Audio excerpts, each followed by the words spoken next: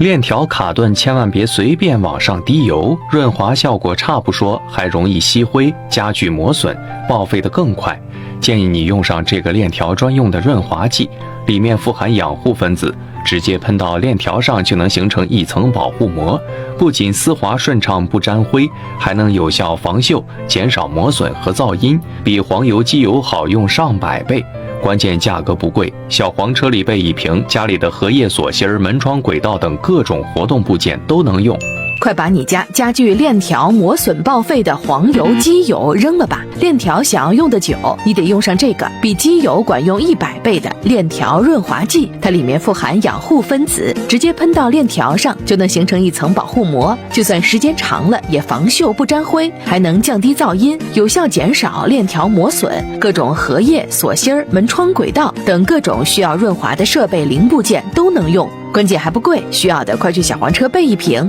报废了几十根链条才知道，给链条润滑用黄油机油是真不行，效果差不说，还容易吸灰，加剧磨损。这是汽修老师傅都在用的链条润滑剂，里面富含养护分子，直接喷在链条上就能够快速形成一层保护膜，不仅润滑无异响，而且就算时间长了也防锈不沾灰，能够有效减少链条磨损，荷叶锁芯、门窗轨道等活动部件都能用。趁着价格不贵，需要的快去小黄车。